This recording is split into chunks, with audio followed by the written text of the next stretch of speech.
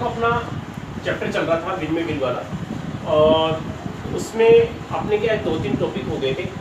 सबसे पहले मैंने आपको क्या है बिल की जो ड्यू डेट है, दे तिथि है, वो कैसे निकाली जाती है वो मैंने आपको बताई थी, और कुछ सिंपल एंट्रीज बताई थी कि लेखक के पास बिल आता है ड्रावर के पास तो वो क्या एंट्री करता है, एक्सेप्टर अपनी पुस्तकों में क्या एंट्री करता है।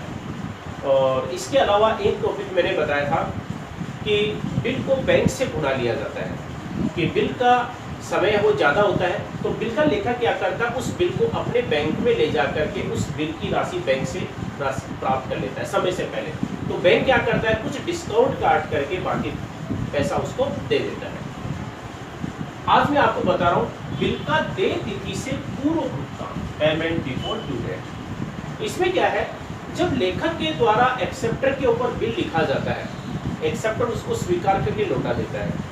बिल का जो समय है वो तो अभी ज़्यादा है, लेकिन धन की व्यवस्था होने के कारण एक्सेप्टर के द्वारा उस बिल का भुगतान समय से पहले ही कर दिया जाता है। तो यदि एक्सेप्टर के द्वारा समय से पहले ही बिल का भुगतान कर दिया जाता है तो ड्रावर के द्वारा उसे कुछ छूट दी जाती है, और इस छूट को हम डिस्काउंट के नाम से नहीं दिखाएंगे बल्कि रिबेट के नाम से दिखाएंगे। देखो डिस्काउंट का मतलब भी छूट होता है और रिबेट का मतलब भी छूट होता है।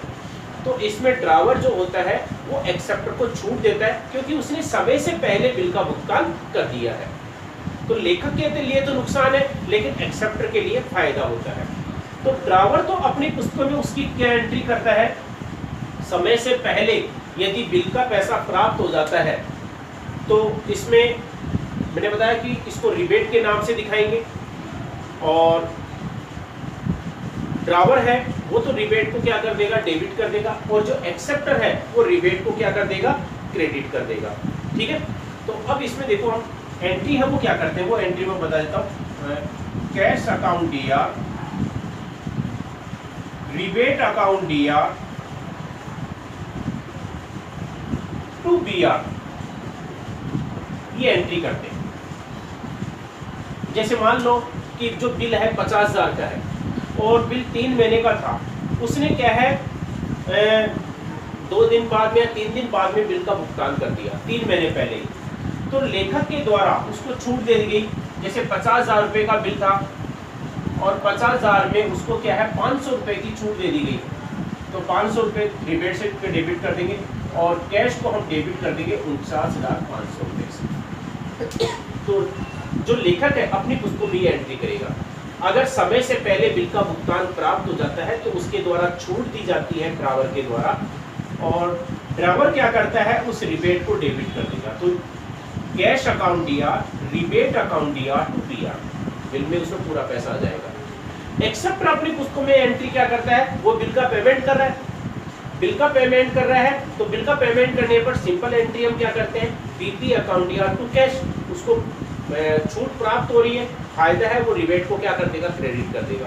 तो एक्सेप्टर अपनी पुस्तकों में एंट्री करेगा बीपी अकाउंट दिया टू कैश टू रिबेट। ठीक है, इस प्रकार से एंट्री होती है।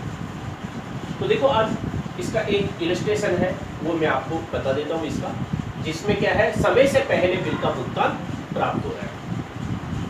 एग्जाम्पल ले लेते हैं, ए के द्वारा बी को 40,000 रुपये का माल बेचा गया और उसके लिए ए ने बी के ऊपर बिल लिखा, बी ने उस बिल को स्वीकार करके ए को लौटा दिया।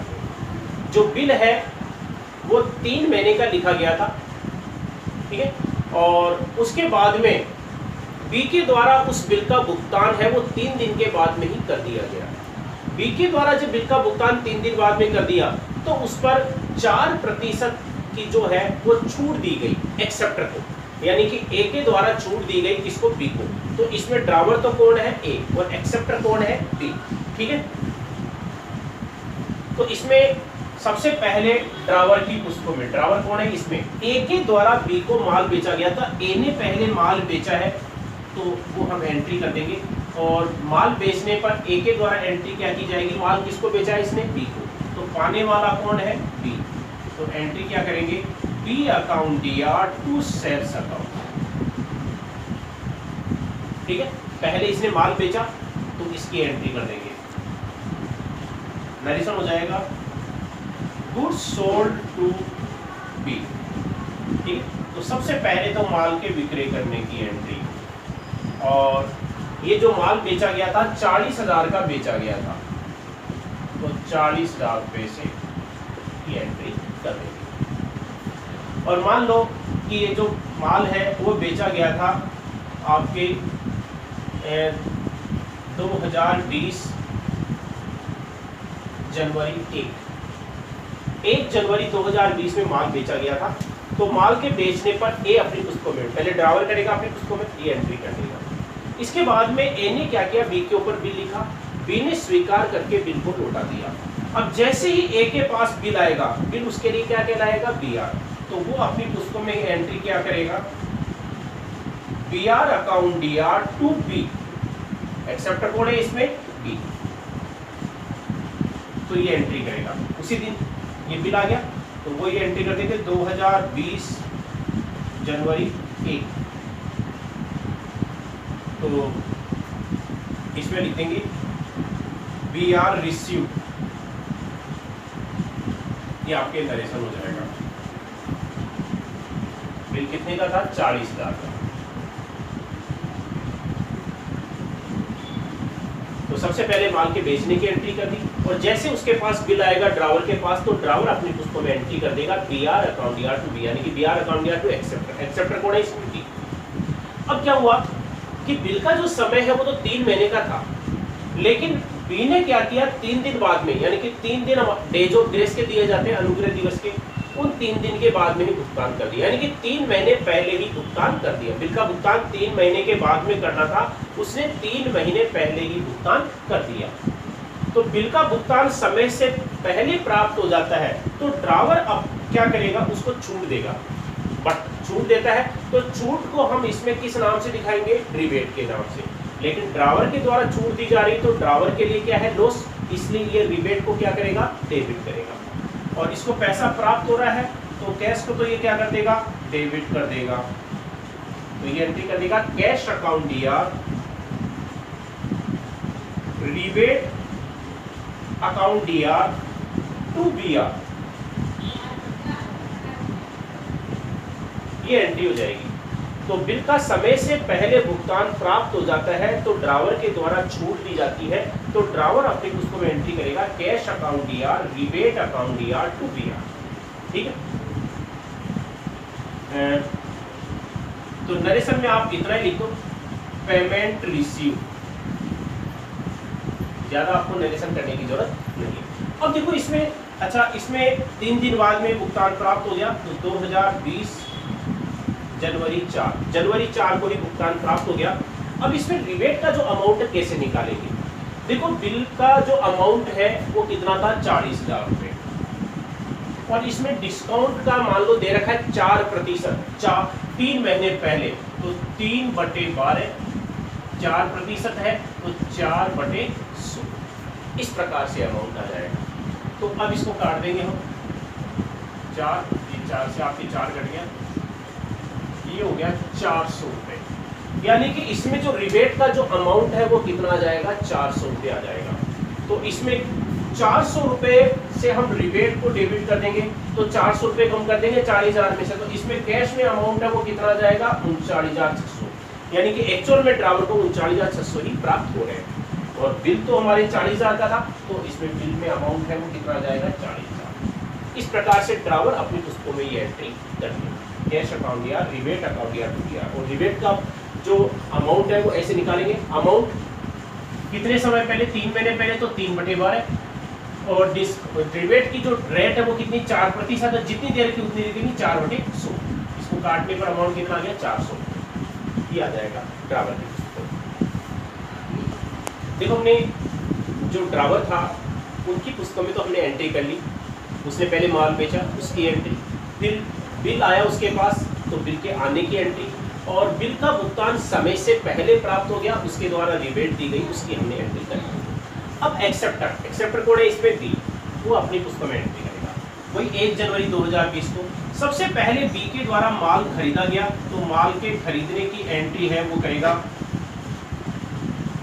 Purchase account D R to A, माल के खरीदने की एंट्री। नरेशन आपके आ जाएगा गुड्स परचेज्ड फ्रॉम ए के द्वारा माल खरीदा गया। सबसे पहले माल की खरीद, और माल इसने कितने का खरीदा था? 40,000 रुपए का। तो ये 40,000 रुपए से एंट्री हो जाएगी। इसके बाद में इसने क्या किया? उसी दिन वही जनवरी 1 को इसने बिल स्वीकार किया। एक्सेप्टर के लिए जो बिल है वो कहलाता है बीपी और ड्रावर के लिए बिल कहलाता है बीआर। तो जैसे ये बिल स्वीकार करेगा, स्वीकार करने का मतलब जब बिल पर सिग्नेचर करके लौटाता है तो उसको बिल को स्वीकार करना कहते हैं। तो बिल के स्वीकार करने पर ये एंट्री क्या करेगा? ये अपनी पुस्तकों में ड्रावर को तो करेगा डेबिट, और ड्रावर कौन है इसमें? ए। तो एंट्री कर देंगे A account DR to BP account. ये बिल के स्वीकार करने की एंट्री हो जाएगी। तो एक्सेप्टर के द्वारा जब बिल स्वीकार किया जाएगा तो बिल के स्वीकार करने की एंट्री हो जाएगी A account DR to BP. Bill उतने का ही है जितने का माल खरीदा गया था, 40,000 रुपए का।